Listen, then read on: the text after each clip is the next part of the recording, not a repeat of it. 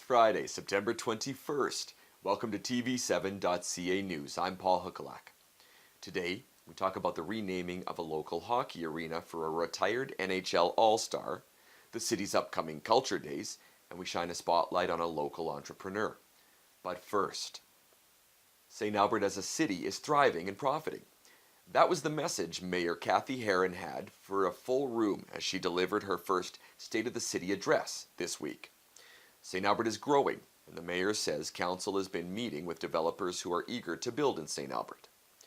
A very big step forward will be the long overdue rewriting of our municipal development plan. It's this plan that will define how we cultivate growth. Part of that growth is planned annexations of part of Sturgeon County to the north and to the west, as well as working with the City of Edmonton to deal with congestion on Ray Gibbon Drive.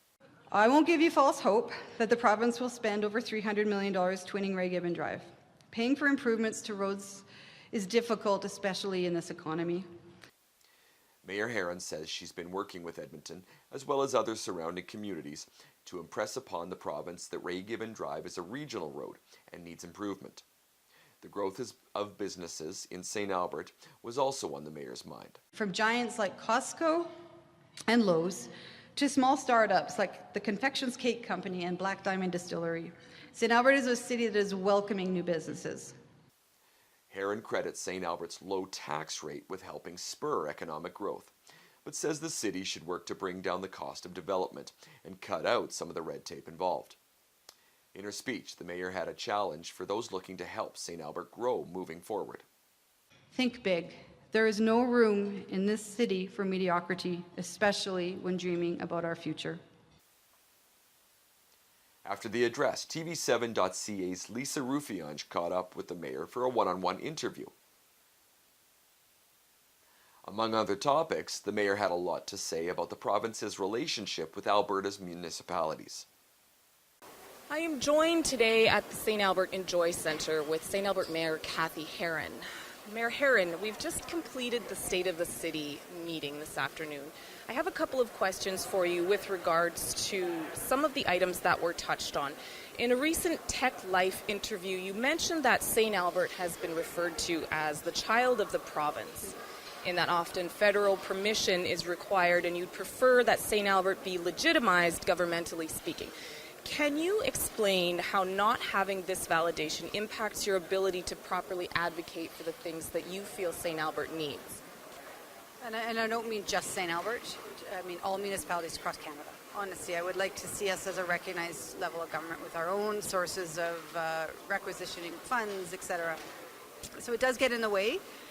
For example, we have great ideas at the municipal level on how to deal with waste and force producers to not package as much as when they wrap up a small item and they put all the styrofoam and so we would love to do that, but it needs to be a provincial legislation and they seem to not be moving on that issue. So that's just one example.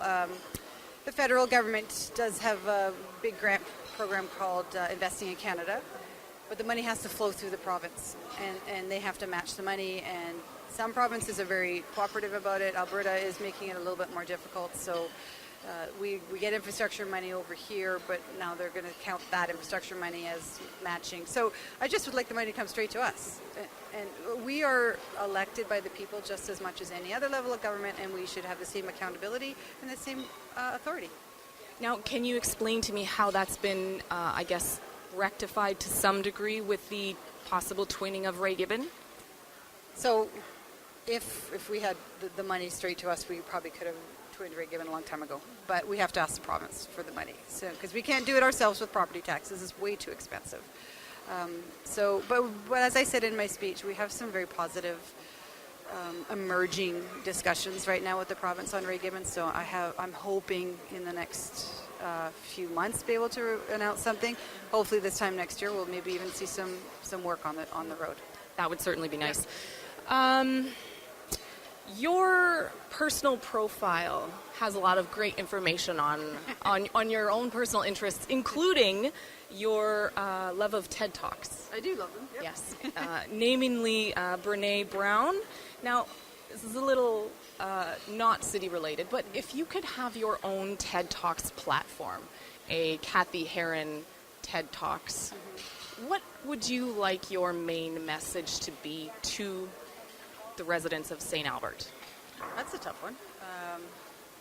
Probably similar to what I said on the stage today. You know, all the positives that are going on in the region.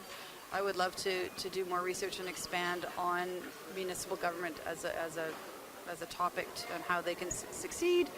I have my own personal passions, which are mostly in the environment. So I could probably talk for hours on garbage. Yeah, there is not a coalition or a party or a meeting that I've noticed you're not involved in some way, shape, or form, environmentally speaking. So that's a great. I think that's important to St. Albertans, right? And number one thing that always comes up in our citizen surveys is trees, and the river. And we're very, very lucky in St. Albert to have a river flowing through us. Strathcona doesn't have the same river, and when our river grounds us, it gives us a identifiable downtown, and we're lucky to have it. So I'm passionate. What would you like to be most remembered for in this community, politically speaking? I think I would like to.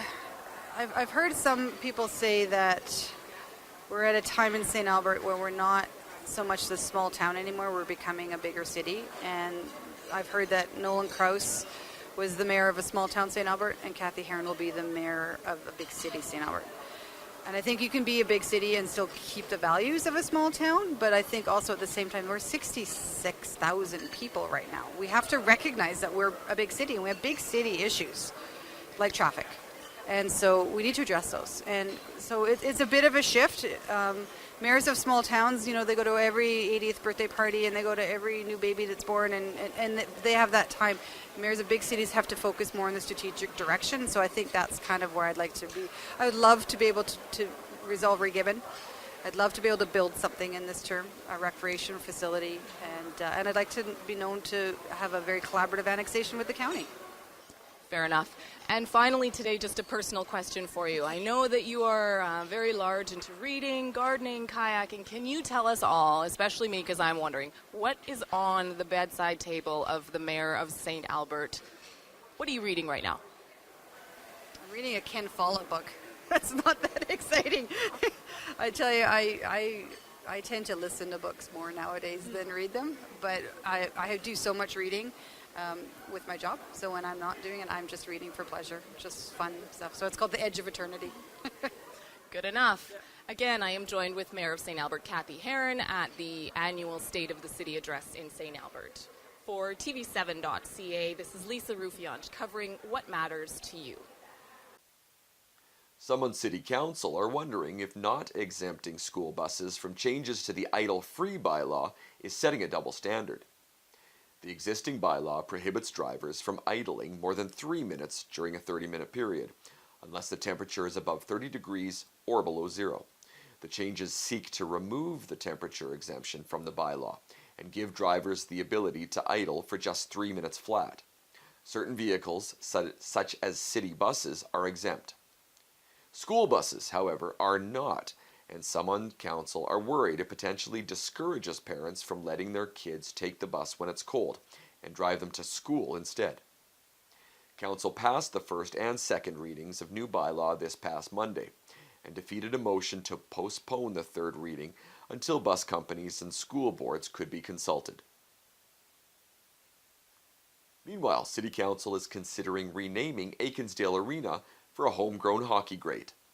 At this week's City Council meeting, Council unanimously supported a motion to rename Ainsdale Arena to Jerome Aginla Arena. Aginla is a St. Albert native who spent 21 years playing in the National Hockey League, 16 of them down in Calgary. He also represented Canada in men's hockey 3 times at the Olympics, winning 2 gold medals. The renaming would take place along with existing timelines for the planned capital refurbishment of the arena, and up to $35,000 from the Stabilization Fund would go to support the initiative. After the break, a local entrepreneur is changing how businesses in St. Albert network themselves. Let's go. It's a party, I'm a planet. All the girls here and you know we run it. And on the floor, drinks spilling from the ceiling. Let's lose control, get lost for a minute. Let's go. Every child deserves a clean, safe environment. Proudly servicing St. Albert families for over 18 years. Enchanted Forest Daycare. St. Albert isn't just a great place to raise a family. St. Albert is home. Hi, I'm Kim Opolinski. Living and loving St. Albert for over 30 years. I'd love to help you buy or sell a home. Welcome back to TV7.ca News. One local entrepreneur is reinventing the way networking is done for small businesses. Michelle Vinthers is working to bring business owners in St. Albert together. She's the subject of this week's TV7.ca Business Spotlight.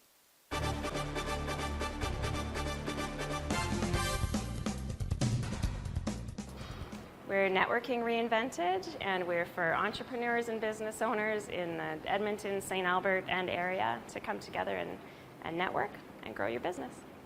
So networking is, I believe, a huge aspect of growing your business. You can spend lots of dollars on marketing and advertising, but word of mouth really seems to bring in a lot of business, and just by meeting one particular person, that could grow your network by hundreds of people.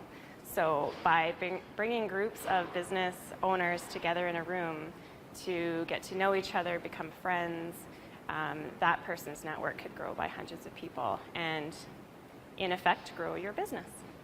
We meet twice a month. So we have one evening open networking event every month, and then we also have one daytime event as well, which would be a lunch or a breakfast. So our networking group is different than other networking groups in the sense that we're bringing people together to grow relationships first.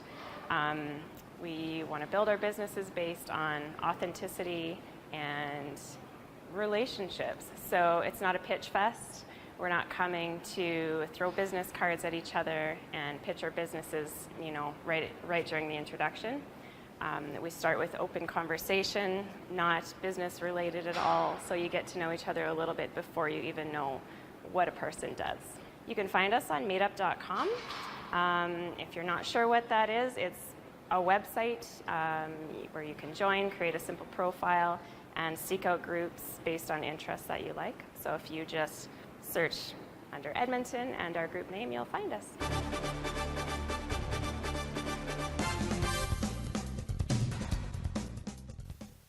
And you're invited to take part in St. Albert Culture Days. It's a weekend of music, visual art, dance, and much more, running from September 28th to the 30th. Among the experiences you can take in are kids' ukulele lessons at the public library, an open mic showcase at the Good Earth Coffee House, interactive demonstrations with the St. Albert Place Visual Arts Council, and paint parties being hosted at Service Place, the Beer Factory, and the Art Gallery of St. Albert. The event is family-friendly and encompasses activities all around the city. For a full listing, you can visit their website, stalbertculture.ca. Meanwhile, when it comes to being a welcoming and inclusive community, the city is reminding you, it starts with me. That's the name of a pop-up exhibit taking place as part of St. Albert Culture Days. Over the year, at various community events, the city went around asking residents of St. Albert about their individual stories, what makes them unique, and how the city can be more inclusive.